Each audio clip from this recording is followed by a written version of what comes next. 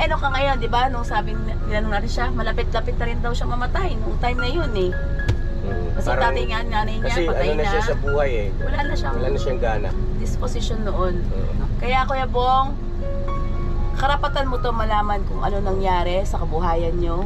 Para naman hanggang ngayon, hanggat buhay ka, mapakinabangan mo yung dapat para sa'yo. Yes, oo. Magkaroon ka ng sariling pamilya mo na mapakinabangan din na magiging pamilya mo. Ang lalaking halaga nito, mga kabisnes naming minamahal, milyon ang halaga nito ngayon sa panahon natin. So yun o mga kapapi, baka sabihin mo. Kaagapay po, please support po natin si Kaagapay. Nagnanais na makatulong sa ating mga kababayan. Alright? Business tanan mga ka-business mariyog ko, support natin si Kaagapay. Grabe butan yun siya kayo pero may ginag-support ba sa tua. So yun sa mga Tagalog naman, pakisuyog po, supportahan natin si Kaagapay. Diba? Solid din po itong sumusuporta sa atin. Grabe, laging nagko-comment.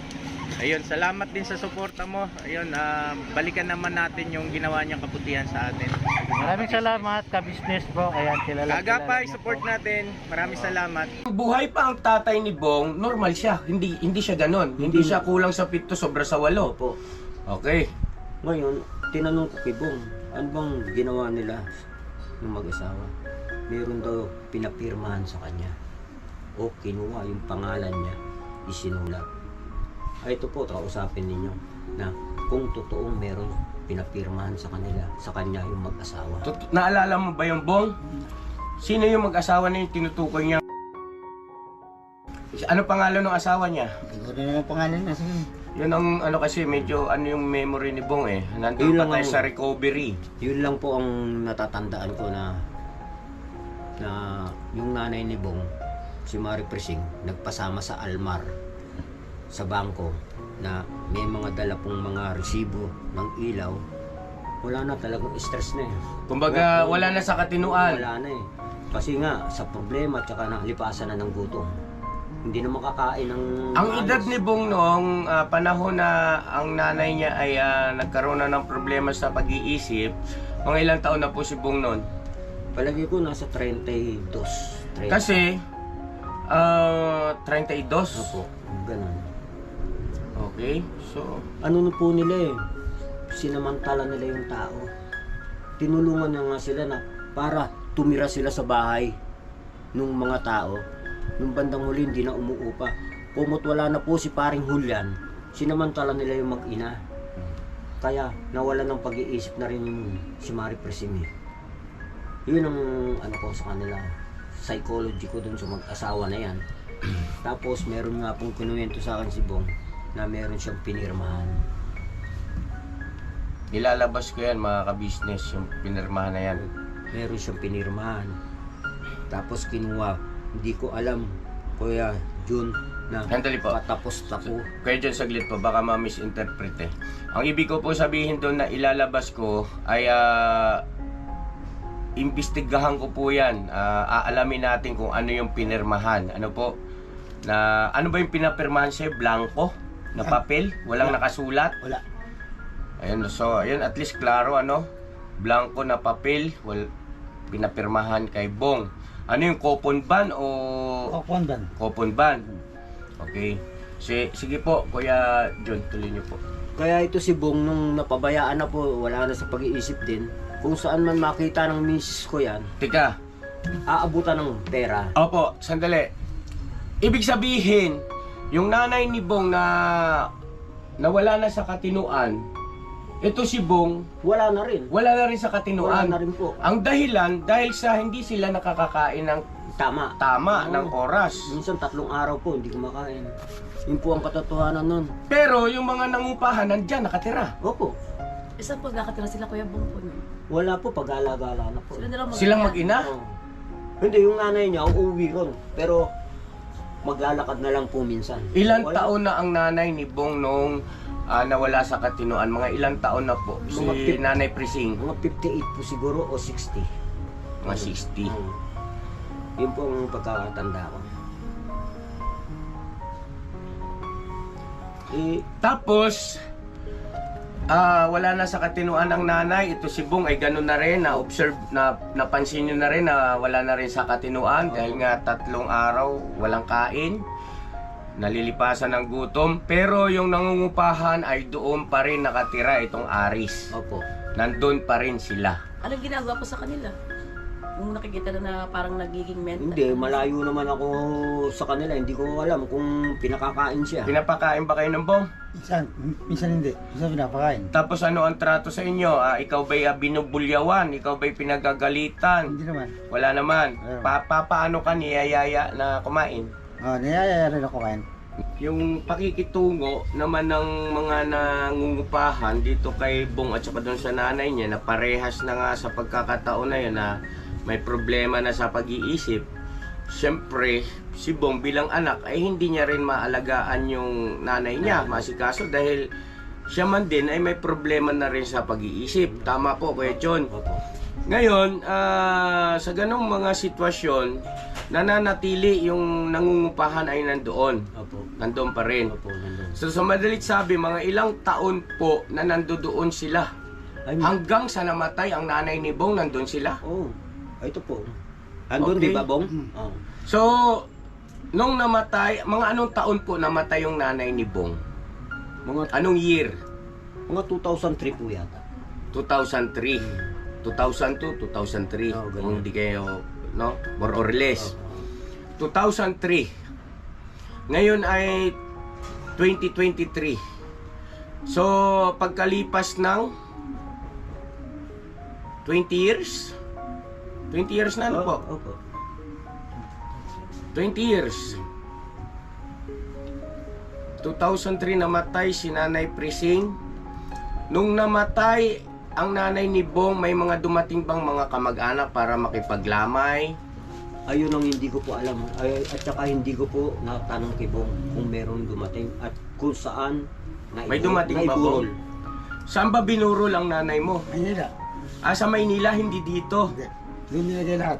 Okay. Tapos, yung nangungupahan nandun pa rin. Opo. Andun ka. Hindi ba itinanong o nag-usap man lang yung kamag-anak ni Nanay Prising at yung nangungupahan kung ano ang plano ngayong wala na yung mag-asawa at si Bong na lang ang bukod tanging natitira na supposed to be siya talaga may-ari ng mga ari-ari ang naiwan ng kanyang mga magulang. Hindi ko na po nasundan yun eh. Kung meron silang kamag-anak na pinagbilinan kay Bong eh. Basta't yung aking iniisip lang, dapat ibinilin po si Bong sa foundation. Magandang araw mga kaagapay, mga kabisnes. So ngayon, napanood po natin yung video patungkol nga dito sa kwentong buhay po ni Kuya Bong, di ba? So tama din yung sabi nga ni Mrs. Kabisnes na karapatan din po ni Bong na malaman or makuha yung dapat sa kanya. Ayan. Pero mas maganda talaga na dumaan tayo sa mas magandang proseso, 'di ba? Kasi kung totoo man 'yan na talagang may mga ari-arian si Bong, talagang karapatan po niya malaman kung paano nabenta ba, paano binenta, 'di ba? Or kung gaano kalaki, 'di ba? So karapatan niya po 'yun. Ayan.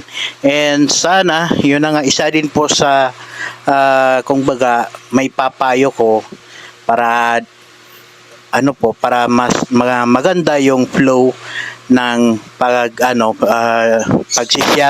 pagsisiyasat diyan sa problema or sa mga ari-arian ni Bong ay yon mas maganda talaga yung mag-process po sila sa municipal assessor kung saan po yung mga ari-arian na yan, kunwari dyan sa Bulacan, sabihin natin Bulacan. So mag-process po sila para doon po ay mas matulungan pa sila. And kung nakapangalan nga sa tatay ni Bong yung mga lupa, ayan, pwede po sila mag-hire ng attorney para mag-guide po sila kung ano yung gagawin. Kasi po, pag mga ganyang mga problema, hindi po basta-basta yan masosolve ng isang tao lang, 'di ba? Kailangan din po natin yung ano yan, tulong ng isang lawyer or may alam sa mga pagbebenta ng mga lupa, ganun, yung mga paano ba nililipat, 'di ba? So nakakalungkot nga kung totoo yung mga kwento ni tatay na parabang pinapirma si Bong, na siguro yung pagperma niya, siguro yung pinirmahan niya siguro ay para ibenta, para mabenta yung lupa or para mapasa kanila na yung lupa. Eh siyempre nakakalungkot yun kasi nga kumbaga na ano po yung pinagsamantalahan po nila yung kahinaan ni Bong, kasi nga during that time sabi nga ni Bong na ano nga po yun, wala din po siya sa tamang pag-iisip. Kaya siguro kung totoo yun na mga pinapirma siya, bali kaanuhan po yun, ginamit po nila yung kahinaan ni Bong, which is maling-mali po, di ba? So sana ayan, maano po yan, masolve po yan, na kung talagang kilabong yan or para kay Bong yan, sana makuha na po ni Bong, kasi nga karapatan din po niya yan, di ba? Sana may pakita din po si Bong na mapunta siya sa registrar office para makita kung wala siyang para makita kung may birth certificate siya doon, kasi mahirap din mag-claim ng mga bagay-bagay na wala din tayong may presenta na kumbaga mga papeles din po natin, di ba? So sa totoo lang medyo mahirap din po yan, kasi hindi pa natin alam kung paano nagsimula yan, at hindi rin tayo, wala din tayo sa mga araw na nangyayari yung mga kung ano mang nangyaring bintahan, ganun, di ba?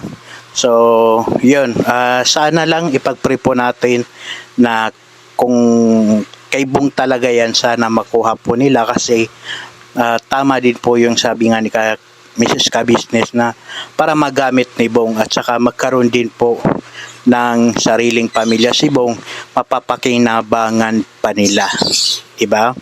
So talagang nakakaano pala, grabe, sa totoo lang nakakaiyak, nakaka-emotional yung kwento ni Bong, kasi biglang parang nabuhay yung natin, yung mga